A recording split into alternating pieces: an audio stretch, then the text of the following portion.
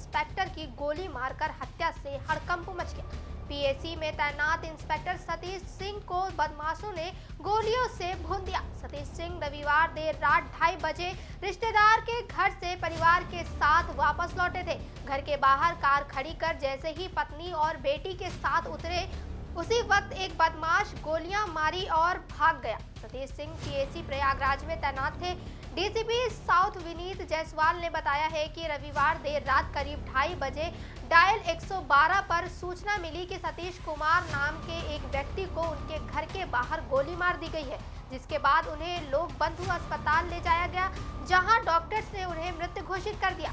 जांच में पता चला है कि मृतक सतीश कुमार प्रयागराज पीएसी की 4थी वाहिनी में तैनात थे। परिजनों की तहरीर पर मुकदमा पंजीकृत कर मामले की तफ्तीश की जा रही थी कि इसी बीच एक ऐसा खुलासा हुआ जिसे सुनकर सब हैरान हो गए। दरअसल बीते सोमवार को पूछताछ के दौरान उनकी पत्नी भावना सिंह ने कई राज उगले। उन्होंने बताया कि सतीश सिंह रंगीन मिजाज के आदमी थे, कई लड़कियों से उनके संबंध थे। भावना सिंह के मुताबिक इंस्पेक्टर सतीश कुमार सिंह घर पर कॉल गर्ल को लेकर आते थे, जिसकी जानकारी पूरे परिवार को थी। लेकिन जब भी वो सतीश के गंदे कारनामों का विरोध करती, तब उन्हें डरा धमका कर चुप करा दिया जाता था। इसी साल जनवरी में भी एक लड़की को लेकर वो घर आए थे।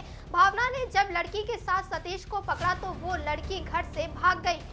मृतक इंस्पेक्टर सतीश कुमार सिंह की पत्नी भावना सिंह ने बताया कि आए दिन कॉल गर्ल और उनके रंगीन आशिक मिजाज के कारण घर में झगड़े होते रहते थे। उनके ससुराल का श्रृंगार नगर इलाके में एक मकान था, जिसमें कई लड़कियां किराए पर रहती थी। सतीश उन लड़कियों को मानस नगर वाले घर पर लेकर आते थे, जिसकी वजह से आए दिन झगड़ा होता था। इसके अलावा और किसी से रंजिश नहीं है। भावना सिंह ने किराए पर रहने वाली लड़कियों की ओर इशारा करते हुए हत्या करने की आशंका जताई है। वहीं सतीश कुमार सिंह की पत्नी के बयानों के आधार पर पुलिस ने जो एफआईआर दर्ज की है, उसमें सतीश सिंह की निजी जिंदगी का काला सच सामने ला दिया है। हालांकि इस सच के साथ रिश्तों की उलझती कहानी भी सामने आई है। पत्नी के बयान और अब तक हुई जांच इस नतीजे तक पहुंची है कि हत्या की रात सतीश की मुखबिरी किसी करीबी ने ही की थी। ऐसा इसलिए भी कि दिवाली की रात सतीश बाहर गए हैं और देर रात करीब 2:20 पर लौटेंगे। ये जानकारी परिवार और उनके करीबियों की ही हो सकती है।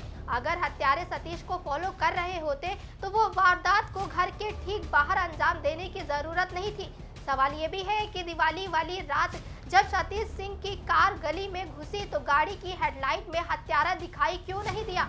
इतना ही नहीं, सतीश को घर के सामने गोली मारी गई थी। ऐसे में किसी का भी पीछे से आना और फिर गोली मार कर भाग जाना, और कार में बैठी पत्नी और बेटी को भनक तक नहीं लगी। हैरानी तो इस बात की भी है कि पुलिस को आसपास के सीसीटीवी कैमरे में भी कोई संदिग्ध नहीं दिखाई दे रहा है। जाहिर है ये सभी सवाल इस वारदात में किसी अपने की होने की गवाही दे रहे हैं। वहीं इस मामले में कितनी सच्चाई है, इसका अभी तक कुछ अंदाजा नहीं लगाया जा सकता। फिलहाल पुलिस इस मामले की तफ्तीश में जुटी हुई है। तमाम और बड़ी खबरों के लिए देखते रहिए ए न्यूज़ टुडे।